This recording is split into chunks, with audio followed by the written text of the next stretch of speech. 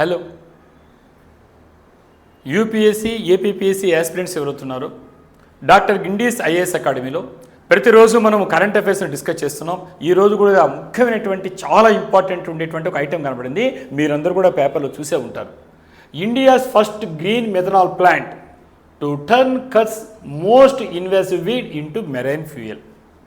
అంటే భారతదేశంలోనే మొట్టమొదటి గ్రీన్ మెథనాల్ ప్లాంట్ ఇది ఇక గుజరాత్లో ఉండేటువంటి కచ్లో ఒక ఇన్వాసివ్ ప్లాంట్, అంటే దేనికి పనికిరానటువంటి ఒక కలుపు మొక్కని గ్రీన్ ఫ్యూయల్ని మార్చడానికి వాడుతున్నారు. మరి ఈరోజు చూస్తే ఈ ఫస్ట్ గ్రీన్ మెథనాల్ ప్లాంట్ ఎక్కడ ఉంది అని చూస్తే గుజరాత్లో ఉండేటువంటి కాండ్లా పోర్ట్లో, అంటే దాన్ని దీన్ దయాళ్ పోర్ట్ అంటున్నామో ఇక్కడ ఏం చేస్తుందంటే ఇది లోకల్గా స్థానికంగా గాండో భవాల్ అనే పేరుతో పిలుస్తుంటారు. గాండో భవాల్ అంటే చెప్పాలంటే ప్రోసోపిస్ జూలిఫ్లోరా అంటారు. ఈ ప్లాంట్ మీరు చూస్తున్నారు ఇక్కడ. ఈ ప్లాంట్ చూడండి ఒకసారి, ఎక్కడ పెడితే ఉంటుంది. మన ఆంధ్రప్రదేశ్లో మనకు ఈ తుమ్మ చెట్లు అలా పిలుస్తారు. సో అలాంటిది కనిపిస్తుంది ఎక్కడ బట్టి. ఇదంతా కూడా ఇది ఇలాంటి ప్లాంట్ ఒక కలుపు మొక్క ఇన్వాసివ్ స్పీస్ అంటారు. అంటే ఎక్కడికంటే చొచ్చుకొని వచ్చి అక్కడ మనకి ఏషియాలోకి ఎంత ఫేమస్ అయినటువంటి బన్నీ గ్రాస్ ల్యాండ్స్ మీరు వినుంటారు. దగ్గర 2500 కిలోమీటర్ నుంచి 3000 స్క్వేర్ కిలోమీటర్ వరకు వ్యాపించినటువంటి ఏషియాలోకి ఫేమస్ అయినటువంటి కచ్లో ఉండేటువంటి ఈ యొక్క బన్నీ గ్రాస్ ల్యాండ్స్ని దాటుకుంటూ వస్తున్నటువంటి ఒక కలుపు మొక్క పేరే మనం మాట్లాడుతున్నటువంటి ప్రోసోపిస్ జూలిఫ్లోరా. స్థానికంగా గాండో భవాల్ అనే పేరుతో గుజరాత్లో పిలుస్తారు. సో ఇలాంటి ప్లాంట్ని మనం దాన్ని వదిలించుకోవడం మామూలు కాకుండా దాన్ని ఎనర్జీగా కన్వర్ట్ చేస్తే ఎలా ఉంటుంది, ఎకనామిక్గా కన్వర్ట్ చేస్తే ఎలా ఉంటుంది అనే న్యూసే ఈ రోజు ఉండేటువంటి నేషనల్ పేపర్స్లో హిందూ, ఇండియన్ ఎక్స్ప్రెస్ లాంటి వాటిలో మీరు చూసుంటారు. ఇక్కడ ఏం చేస్తారంటే ఇక్కడ ఈ ఇన్వాసివ్ స్పీస్ని ఇది ఒక మేనేజ్మెంట్ చేయడం ఐటమ్ ఉంది దీంట్లో ఈ ప్రాజెక్ట్లో. అలాగనే renewable energy transition, renewable, non renewable 2 రకాల ఎనర్జీ ఉంటాయి. మనం ఉండేటువంటి ఈ పెట్రోల్ కానీ క్రూడ్ ఆయిల్ కానీ కొంతకాలం ఫాజిల్ ఫ్యూల్స్ అయిపోతాయి. అవి నాన్ రెన్యూవబుల్, అంటే మళ్ళీ తిరిగి పునరుత్పత్తి చేయలేం. నాన్ రెన్యూవబుల్ కాకుండా రెన్యూవబుల్ అంటే సోలార్ ఎనర్జీ కానీ, విండ్ ఎనర్జీ కానీ, అటామిక్ ఎనర్జీ కానీ మళ్ళీ మనం పునరుత్పత్తి శక్తి ఉన్నాయి కాబట్టి వాటిని రెన్యూవబుల్ అంటాం. సో ఈ ప్లాంట్ అనేటువంటిది ఒక విధంగా రెన్యూవబుల్ ఎనర్జీ ట్రాన్సిషన్, అంటే ఎంత చెట్లైనా పెంచుకోవచ్చు, ఎంతైనా ఎనర్జీని తీసుకోవచ్చు. సో దాంట్లో భాగంగా అలాగనే డీకార్బనైజేషన్ ఆఫ్ ఇంటర్నేషనల్ షిప్పింగ్. మనం ఈరోజు చూస్తున్నాం అంతర్జాతీయంగా వెళ్ళేటువంటి ఏవైతే ప్రయాణం చేస్తున్నాయో ఈ షిప్స్కి కావాల్సినటువంటి వాటికి ఫ్యూయల్ కావాలి. ఆ ఫ్యూయల్ ఎలా ఉండాలి?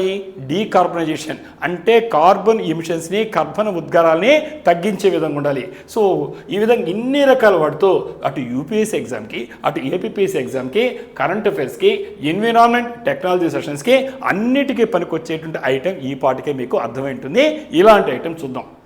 మరి ప్రాజెక్ట్ ఏంటి, వాట్ ద ప్రాజెక్ట్ ఈస్ అని చూస్తే the plant will gasify Prosopis juliflora biomass to produce syngas. ఇది 2 దశలో జరుగుతుందండి. మొట్టమొదటి ఏం చేస్తారంటే సిన్గ్యాస్గా మార్చేస్తారు దీన్ని. ఈ ప్రోసోపిస్ జూలిఫ్లోరా అనేటువంటి మొత్తం మొక్క ఉందో దాంట్లో ఉండే గుజ్జు, ఒక విధంగా చెప్పాలంటే బయోమాస్ అంటాం. సో దాంట్లో పిప్పిని తీసుకొని దాన్ని సిన్గ్యాస్గా మారుస్తారు ఫస్ట్ స్టెప్లో. తర్వాత ఏం చేస్తారంటే దాన్ని గ్రీన్ మెథనాల్గా మారుస్తారు, అంటే ఇంధనంగా మార్చారు.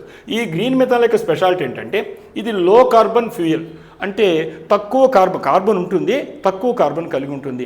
అంటే ఈరోజు మనంతా కూడా గ్రీన్ హౌస్ ఎఫెక్ట్తో బాధపడుతున్నాం. పర్యావరణం వేడెక్కిపోతూ ఉంది, చూస్తున్నాం వాతావరణ ఉష్ణోగ్రతలు, ఇవన్నీ కూడా గ్రీన్ హౌస్ ఎఫెక్ట్ అవుతాయి. కర్బనం తగ్గించాలి, కార్బన్ ఉద్గారాలు తగ్గించడం కోసంగా లో carbon fuel suitable for ships and heavy industries. ఏవైతే భారీ పరిశ్రమలు ఉన్నాయో, ఏవైతే షిప్స్ ఉన్నాయో వాటికి కావాల్సినటువంటి ఇంధనాన్ని ఇచ్చేయడానికి దీన్ని వాడతారు.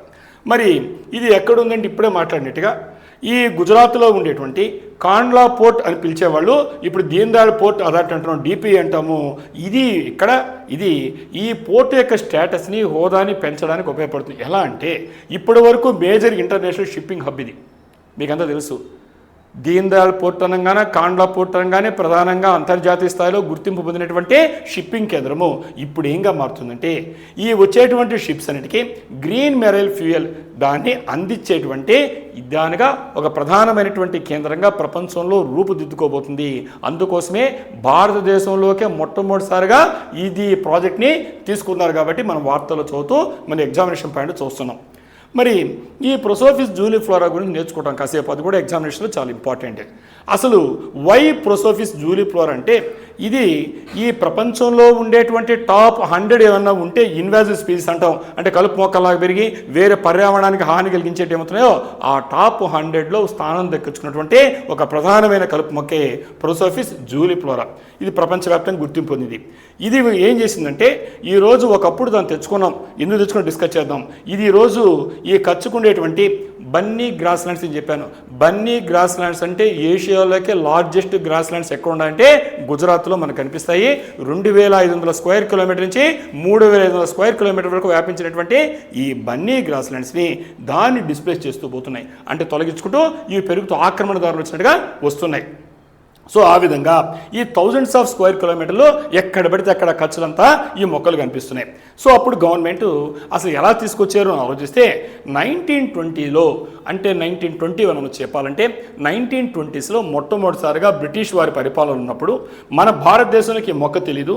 ఆ రోజు ఉండేటువంటి మనకు ఉండేటువంటి డిజర్టిఫికేషన్, అంటే ఎడారులు పెరుగుతున్నాయి కాబట్టి ఈ రాన్ ఆఫ్ కచ్ ఏమవుతుందో అక్కడ ఈ డిజర్టిఫికేషన్ని, ఈ ఎడారిని తగ్గించడం కోసంగా ఈ మొక్క వస్తే ఆపుతుంది అనే ఉద్దేశం తీసుకొచ్చారు.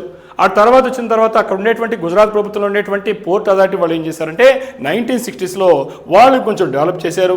ఆ విధంగా తీసుకొచ్చినట్టు మొక్క అతిథి వచ్చి ముప్పు తెచ్చినట్టుగా ఇది ఇకలాజికల్ థ్రెట్, పర్యావరణానికే ప్రమాదకరంగా తయారయ్యి ఇప్పుడు ఎలా వదిలించుకోవాలని చెప్పి ఆలోచించే పరిస్థితికి ప్రభుత్వం వెళ్ళిపోయింది. సో ఆ విధంగా వచ్చింది ఇప్పుడు చెప్పినటువంటి ప్రొసోఫిస్ జూలీ ఫ్లోరా. అంటే ఆంధ్రప్రదేశ్లో వాడేటువంటి ఒక కంప మొక్క లాంటిది అనమాట ఇది. సో కాబట్టి దీన్ని ఏం చేస్తామంటే రీపర్పస్ యాజ్ మనకు ఈ ఫీడ్ స్టాక్గా మారుతున్నాం. Green foil instead of being merely removed, కేవలం తొలగించుకోవడం కాదు, దాన్ని వాడుకోవడం నేర్చుకోవాలి. కాబట్టి వదిలించుకోవడం కాకుండా వాడుకోవడం అనేటువంటి పర్పస్తో రీపర్పస్ చేశారు. సో ఆ విధంగా చూసినప్పుడు ఇక్కడ మనకు ఈ దీంట్లో ఈ మొదట్లో వచ్చినటువంటి ఈ షిప్పింగ్ సెక్టార్లో ముఖ్యంగా డీకార్బనేషన్ చాలా ప్రమాదకరంగా, మనం కార్బనైజేషన్ ప్రమాదకరం, డీకార్బనేషన్ చేయాలి. ఎందువల్లంటే ఈ ప్రపంచవ్యాప్తంగా ఇంటర్నేషనల్ షిప్పింగ్, అంటే ప్రపంచవ్యాప్తంగా ఉండేటువంటి షిప్పింగ్ రంగంలో నుంచి ఈ వాతావరణ కాలుష్యం చూస్తే 2.5% గ్లోబల్ జిహెచ్సి, అంటే మనకు గ్రీన్ హౌస్ గ్యాసెస్ ఏమవుతున్నాయో ఈ ఎమిషన్స్లో ప్రధానమైనటువంటి దాంట్లో 2.5% వాటా ఎవరికి ఉందంటే సముద్రానికి సంబంధించినటువంటి ఈ షిప్స్ ద్వారా ఉంది. సో కాబట్టి ఇప్పుడు ఈ షిప్పింగ్ సంబంధించి ఇలాంటి సప్లై చేయడం వల్ల మనకి ఏమవుతాయంటే ఖచ్చితంగా కార్బన్ ఉద్గారాలు, కార్బన్ ఎమిషన్స్ తగ్గడానికి అవకాశం ఉంటుంది. అందుకోసమే మనకు IMO 2023 స్ట్రాటజీ ఒకటి ఉంది. దాని ప్రకారం ఏంటంటే 2050కి వచ్చేకాలకి నెట్ జీరో షిప్పింగ్ ఎమిషన్స్, అంటే ఈ 2.5% అనేది షిప్పింగ్ రంగానికి సంబంధించి మనము ఈ కార్బన్ జీరోకి చేయాలి. అప్పుడు ఏమవుతుందంటే ఆ కార్బన్ పార్టికల్స్ వాతావరణంలో తగ్గుతాయి. కార్బన్ పార్టికల్స్ తగ్గితే గ్రీన్ హౌస్ ఎఫెక్ట్ తగ్గుతుంది, వాతావరణము వేడెక్కకుండా ఉంటుంది, ఒక టార్గెట్. సో ఆ విధంగా ఉండే లక్ష్యంలో భాగంగా ఈ ప్లాంట్ ఇప్పుడు చూస్తున్నారు మీరు. ఇక్కడ ఉండేటువంటి గుజరాత్లో ఉండేటువంటి ఈ యొక్క గ్రీన్ మెథనాల్ ప్లాంట్ ఏమవుతుందో ఈ మొక్కని దీంట్లో వాడతారు. సో ఇది ఇక్కడ మనం చూస్తే ఇక్కడ ట్రిపుల్ డివిడెంట్ ఇంటర్వెన్షన్ అనుకోవచ్చు దీన్ని. అంటే 3 రకాలుగా దీన్ని ఇంటర్వెన్షన్ కనిపిస్తుంది. ఈ ప్రాజెక్ట్ యొక్క ఉద్దేశం చూస్తే మొట్టమొదటి ecological, second energy, third one climate అనుకోవచ్చు. మొట్టమొదటిగా మనం చూసినప్పుడు ఇకలాజికల్గా ఏముందంటే it removes an invasive damaging grass land biodiversity. ఏదైతే బయోడైవర్సిటీకి, జీవ వైవిధ్యానికి ప్రమాదకంగా, ముఖ్యంగా ఈ గడ్డి మొక్కలు చూస్తున్నారు ఇక్కడ మనం. సో ఏదైతే ఈ బన్నీ గ్రాస్ ల్యాండ్స్ అన్నామో ఎక్కడ పడితే అక్కడ కనిపిస్తుంటాయి ఈ బన్నీ గ్రాస్ ల్యాండ్స్, ఏషియాలోకి లార్జెస్ట్. దీనికి ప్రమాదకంగా మారినటువంటి ఈ ఇన్వాసివ్ ప్లాంట్ని వదిలించుకోవడము, డ్యామేజ్ని తగ్గించుకోవడం, ఇది ఇకలాజికల్గా పర్యావరణ పరంగా ప్రాధాన్యత. సెకండ్ ఏంటంటే ఎనర్జీ, ఇప్పుడే మాట్లాడినట్టుగా ప్రొడ్యూసెస్ రెన్యూవబుల్ అండ్ లో కార్బన్ ఫ్యూయల్, అంటే మళ్ళీ పునరుత్పత్తి సామర్థ్యం కలిగినటువంటి ప్లాంట్స్ పెంచుకుంటున్నాం. పైగా లో కార్బన్ ఫ్యూయల్ కాబట్టి ఇవేమవుతాయంటే రెడ్యూస్ ఫాసిల్ ఫ్యూయల్ ఇంపోర్ట్స్, బయట నుంచి పెట్రోల్ కానీ, క్రూడ్ ఆయిల్ కానీ, వెస్ట్ ఏషియా క్రైసిస్ చూస్తున్నాం పశ్చిమాసియా సంక్షోభంలో. సో అలాంటి ప్రమాదం లేకుండా ఇవి మనకు ఈ ఫాజిల్ ఫ్యూయల్ యొక్క ఇంపోర్ట్స్ తగ్గించుకోవడానికి గణనీయంగా మన దేశంలో ఉత్పత్తి అయ్యేటువంటి ఈ ఫ్యూయల్ ఉపయోగపడుతుంది. థర్డ్ వన్ ఏంటంటే క్లైమేట్ పరంగా చూస్తే ఇది లో కార్బన్ ఫుట్ ప్రింట్ దాన్ కన్వెన్షనల్ బంకర్ ఆయిల్. ఈ బంకర్ ఆయిల్ అంటే క్రూడ్ ఆయిల్ కానీ ఇప్పుడు వాడేటువంటి వాటితో పోలిస్తే ఇది దీంట్లో లోయర్గా కార్బన్ చాలా తక్కువ ఉంటుంది అన్నమాట. కాబట్టి ఇది పర్యావరణానికి మన వాతావరణానికి పనికొస్తుంది. ఈ విధంగా ట్రిపుల్ డివిడెండ్ ఇంటర్వెన్షన్ పేరుతో ఈ ప్రాజెక్ట్ని పిలుస్తున్నారు. అలాగనే మనకు ఇక్కడ యూపీఎస్సీ స్టైల్లో ఎకనామిక్గా చూసినప్పుడు పాలసీ లింక్ ఎలా చూస్తారంటే ఇక్కడ ఫుల్ స్కేల్లో చూస్తే ఈ బయోమాస్ ఉండేటువంటి బేసిక్ గ్రీన్ మెథనాల్ ఏమవుతుందో ఇది నాట్ ఓన్లీ ఈ ప్రొసోపిస్ మొక్కే కాదు, ఇంకా చెప్పాలంటే క్రాప్ రెసిడ్యూస్, చెరుకు వాడతాం మనంతా షుగర్ కేన్ అంటే చెరుకు పిప్పి, సో అలాంటి దాన్ని మనము ఈ బగసే అంటాం, అలాగనే కాటన్ స్టాక్ అంటాం. సో ఇలాంటి వాటిని వాడుకోవడం వల్ల ఈ భారతదేశం దిగుమతి చేసేటువంటి ఆయిల్ ఇంపోర్ట్స్ ఏమవుతున్నాయి దాంట్లో 1/3 వరకు తగ్గించుకోవడానికి అవకాశం ఉంటుంది. సో ఆ విధంగా ఎనర్జీ సెక్యూరిటీ అంటే ఇంధన భద్రతని పెంపొందించడానికి పనికొస్తుంది. దీన్ని రిలేట్ చేయండి ఎగ్జామినేషన్లో. అలాగనే మనం చూస్తే ఈ ప్రాజెక్ట్ అనేటువంటిది నేషనల్ బయో ఎనర్జీ పాలసీ. కాబట్టి మనకు ఫారెస్ట్ పాలసీ, ఫ్యాక్టరీ పాలసీ అలా ఉన్నట్టుగానే ఇక్కడ నేషనల్ బయో ఎనర్జీ పాలసీ ఉంది. అలాగే నేషనల్ గ్రీన్ హైడ్రోజన్ మిషన్ ఉంది. అంటే దీనికి మీరు ఈ మిథనాల్ గ్రీన్ ఫ్యూయల్స్కి లింకప్ చేసి ఈ డేటాని అప్డేట్ చేసుకోండి. సో అలాగనే మనకు మెరైటైమ్ ఇండియా విజన్ 2030 ఉంది. అలాగనే ఇండియాస్ నెట్ జీరో మన టార్గెట్ 2050 ఉంది. సో ఆ కమిట్మెంట్ ప్రకారంగా ముఖ్యంగా చూస్తే సో ఇక్కడ మనకు ఏ రకంగా మనకు షిప్పింగ్ కావచ్చు, హెవీ ఇండస్ట్రీస్ కావచ్చు, దానికి ఈ డేటాని వాడుకోవడానికి ఉపయోగపడుతుంది. అలాగనే యూపీఎస్సీ కానీ అలాగనే ఉండి ఏపీపీఎస్సీ వాళ్ళు ఇక్కడ గమనించుకోవాల్సింది మీరు మెయిన్ స్టైల్ యాంగిల్లో రాసేటప్పుడు ముఖ్యంగా ఈ యొక్క GS3 చూసినప్పుడు ఎన్విరాన్మెంట్కి ఎనర్జీకి ఉపయోగపడుతుంది. ఎలా అంటే కన్వర్ట్ వేస్ట్ టు ఎనర్జీ, అంటే ఏదైతే వ్యర్థ పదార్థాలు ఉన్నాయో దాన్ని శక్తిగా మార్చుకోవడం అనేటువంటి మోడల్ ఏమవుతుందో దానికి వాడుకోవచ్చు. కాబట్టి ఏ విధంగా ఈ ప్రొసోపిస్ జూలిఫ్లోరా అనేటువంటి ఈ ప్లాంట్ ఉందో దీన్ని మనము గ్రీన్ మెథనాల్గా వాడుకుంటూ ఇది సర్క్యులర్ ఎకానమీ అంటారు. అంటే ఒక వేస్ట్ వ్యర్థ పదార్థాలని మళ్ళీ సర్క్యులేట్ చేస్తూ మళ్ళీ ఎనర్జీగా వాడుకొని మళ్ళీ మనము ఈ విధంగా సర్క్యులర్ ఎకానమీ అంటారు. అలాగనే ఇకలాజికల్ రిస్టోరేషన్ అంటే పర్యావరణంలో మనకు ఉండేటువంటి దాన్ని మళ్ళీ రిస్టోర్ తిరిగి మెథాస్థితి తెచ్చుకుంటున్నాము, ఇలాంటి వాటికి రాయొచ్చు. అలాగనే GS3లో ఎకానమీ ప్లస్ ఇండస్ట్రీ ఉంది. సో ఏ విధంగా మనకు ఆయిల్ ఇంపోర్ట్ డిపెండెన్సీ పైన ఇప్పటి వరకు చూస్తున్నాం. వెస్ట్ ఏషియా క్రైసిస్లో, పశ్చిమాసియా సంక్షోభంలో ఈరోజు మనకు ఆయిల్ రాబోతే ఎంత ఇబ్బంది పడుతూ చూస్తున్నాం.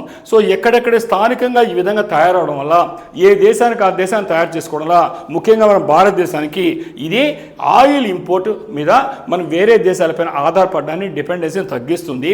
అదేవిధంగా లోకల్ ఎంప్లాయ్మెంట్ జనరేట్ చేస్తుంది. ఎలాగంటే ఒక పెద్ద భారీ స్థాయిలో ఒక ఫ్యాక్టరీ వచ్చినప్పుడు ఈ కలెక్ట్ చేయడం ఎలా, ప్రాసెసింగ్ ఎలా చేయాలి, ప్లాంట్ ఆపరేషన్స్ వీటంతా స్థానికంగా ఉండేటువంటి చాలామందికి ఎంప్లాయ్మెంట్ క్రియేట్ చేస్తుంది. అలాగనే ఒక చెప్పాలంటే ఈరోజు గ్రీన్ ఫ్యూయల్ ఎక్స్పోర్ట్ మార్కెట్లో ఈ కొత్తగా తయారు భారతదేశం యొక్క పాత్రను గణనీయంగా పెంచుతుంది.